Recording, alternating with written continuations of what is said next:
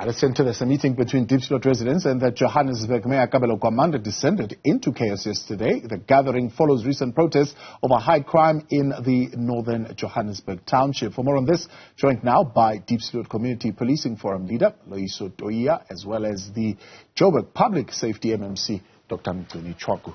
Gentlemen, good evening. Good to have you, and thank you very much for coming on. Thanks for having us, Thabo. Let's start with you, Loyiso, here in the studio. First and foremost, I mean, we saw the statistics of what happened in terms of murder between January and March, which resulted in that protest that we saw. There were arrests and so on and so forth. And there was a meeting, and the minister was there, and there was some kind of response and deployment.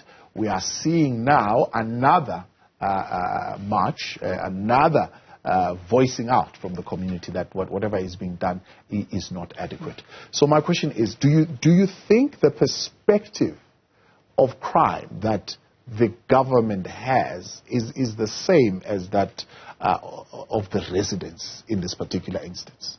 No, not at all, Thabo. Okay, first let me correct you. I'm from the Diepsloot Community Forum, not Policing Forum. Oh, Diepsloot Community Forum. I beg your pardon. Thank you very much. Not at all. I think our plea are falling into deaf ears. We've made a plea. Remember, last year first, we had about, within a period of a month, 22 deaths in a month. That made the Minister of Police to come down to Diepsloot and deploy TRT, and the crime got better in a moment of time. And the history repeats itself. The TRT left, and the crime went high again. So this year, early this year, same thing happened. As a community, we took a decision to say, let's approach Union Building so to seek a permanent solution. Indeed, we did that because we have realized that the engagement between us and the Minister of Home Affairs do not result into permanent solution. We're facing a situation over and over again. It seems like this criminal element in our community are seasonal. Once the TRT is not there, the criminals start to do what they usually do. We said, the President, come down with these 4 ministries. We think that if you can bring these 4 ministries in our community, we can have a permanent solution. Yes. I want to find out why do you think it happens that way, where if the TRT is there, seemingly these elements, they disappear. When the TRT goes, they re-emerge again. I think when the TRT is there, it installs fear on criminals.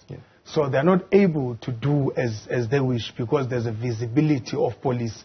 Even though we complained earlier to say, we don't want the visibility of these police on the main roads. We want them on the hotspots. Because while they're patrolling on the main road, crime is happening and inside Diepsloot Extension 1, Extension 12, and other extensions. So we requested them that when you come back again, go inside. Even though it's not happening as much as when they are not there. When they are not there, within a space of a week or 3 days, you have 4 or 5 people gunned down. Recently, these past 2 weeks, we have lost 12 people in a space of 2 weeks. Filling station, in a space of 5 days, were bombed. And we've asked ourselves, where's the intelligence? Why, when this was done on this garage, 5 kilometers away, 3 days later, same thing was happening. So we're asking ourselves, but what is happening? What are the operations? Why our government is not heeding our call and take the matter of crime in Diepsloot with the urgency and the seriousness that it deserves? Let's find out. Diepsloot MMC, good evening. Good to have you. Falls within the city of Johannesburg. And the plea is simple from what I'm hearing. A continuous presence of law enforcement, the enforcement of things like bylaws, and some intelligence-led operations, certainly to root out these elements and get rid of them for good. What is so difficult about that? No, thank you very much, Thabo.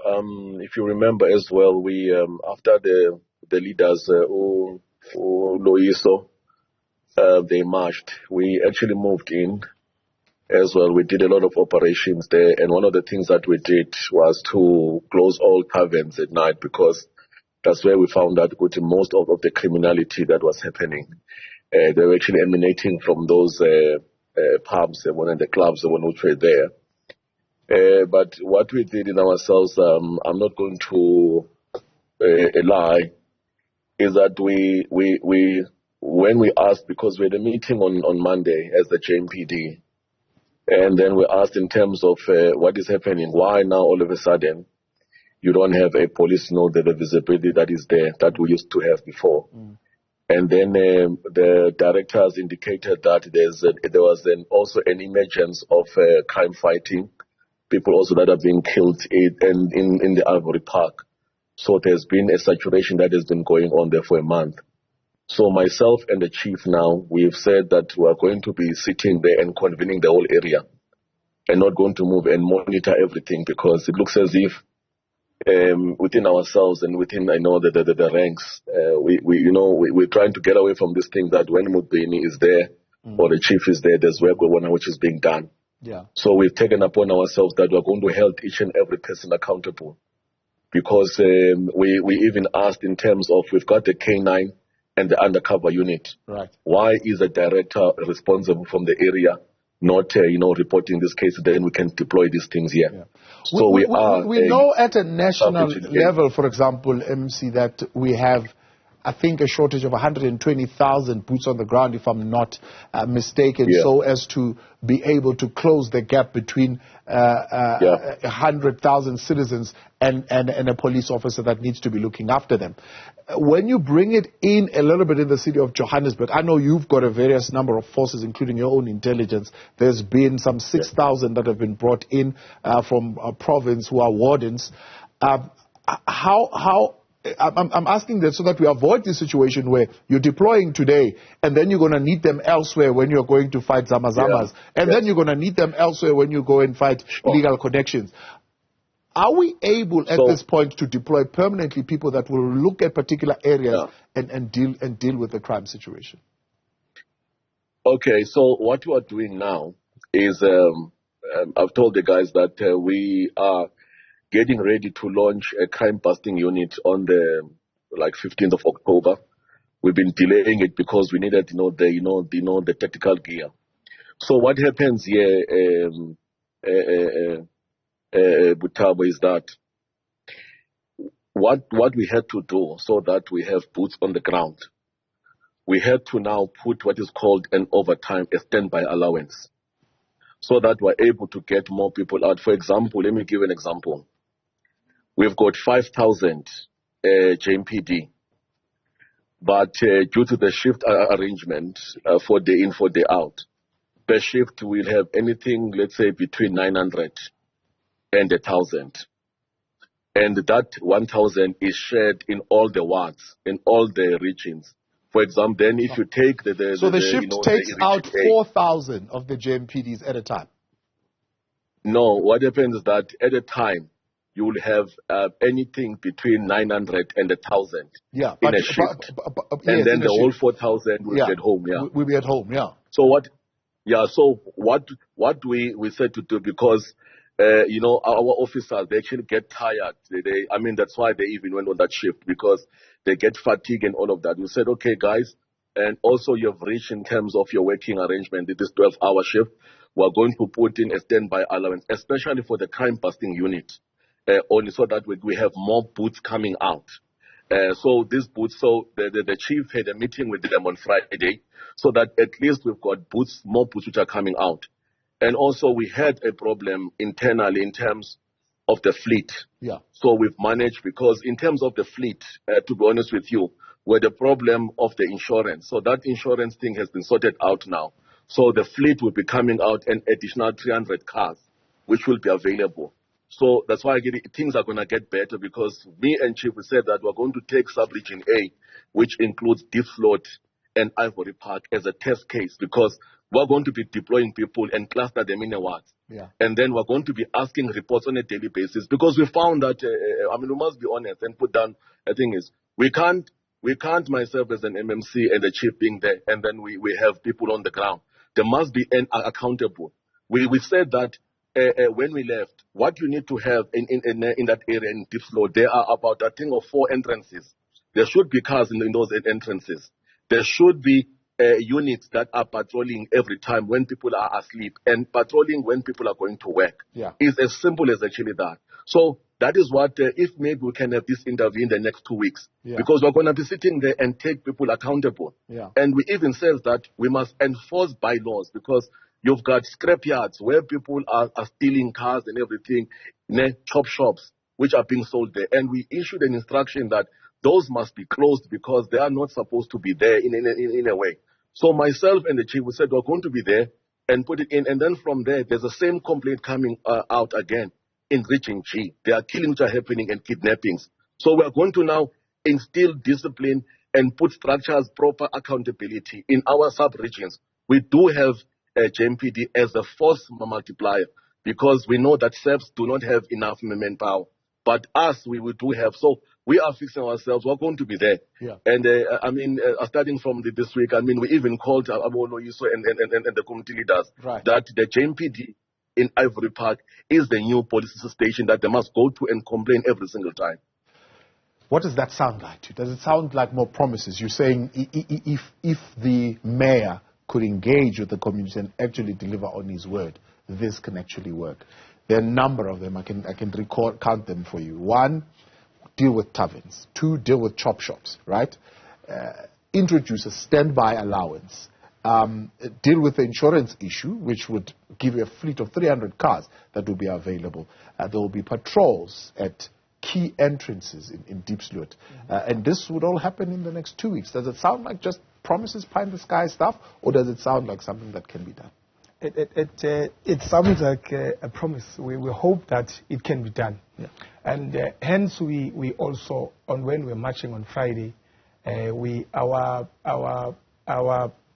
route was to go to also send a memorandum to the office of the mayor. Yeah. And we understand that the mandate of JMPD, crime prevention, traffic control, and enforcing bylaws. Yeah. So in some of the issues that we're facing in Diepsloot, they cannot tackle them. We understand that. Yes. Hence we have said we want them to forge a relationship with SAPS, because JMPD, according to what we have heard, they do have resources in terms of vans and all these resources that they have.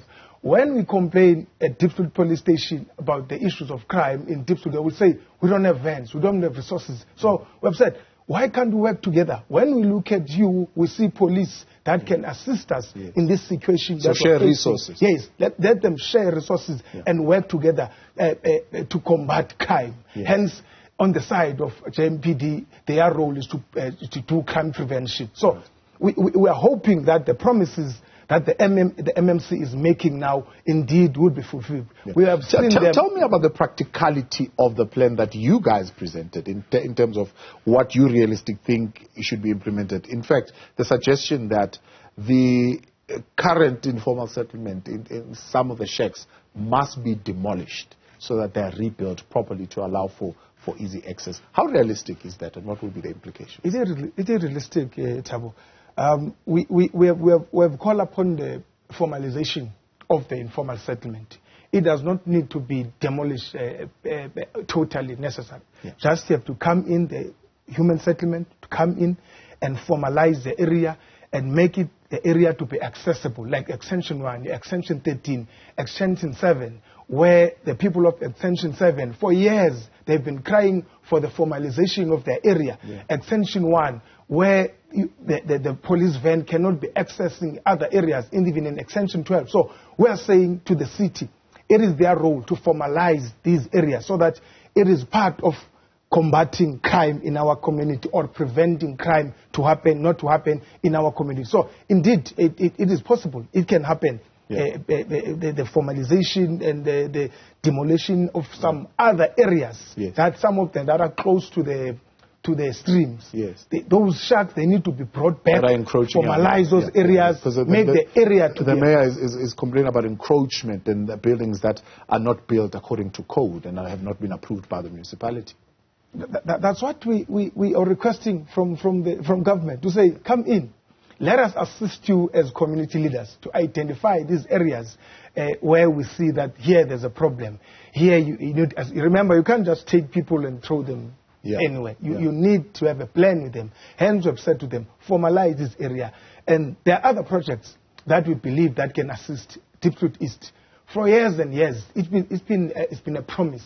From the day, the time Mamno Mvula was a premier, we've been promised Diepsloot East. We are calling up upon the provincial government to implement Diepsloot East. Diepsloot East will assist in terms of formalizing part of the informal settlement in Diepsloot. It sounds pretty much like the work that you're already doing around hijacked buildings, where, again, you seemingly would need to move certain shacks, rebuild them to allow for the movement, formalize them basically, so that sections are properly demarcated, roads are clearly marked, your vans can be able to access that kind of situation, which calls again for a multidisciplinary kind of approach.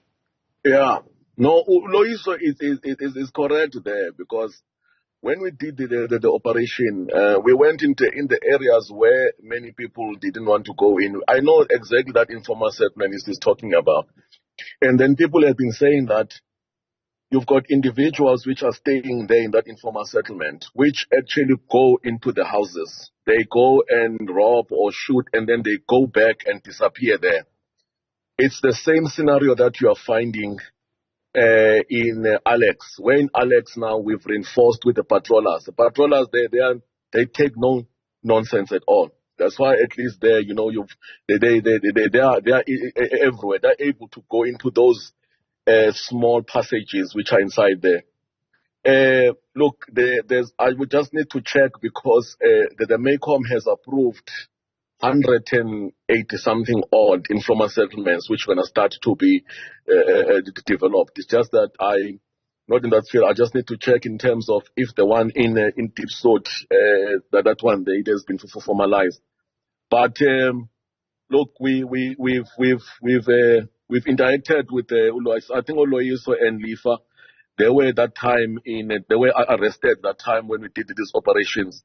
So their participation and also joining in terms of when we're planning some operation, is going to assist a lot.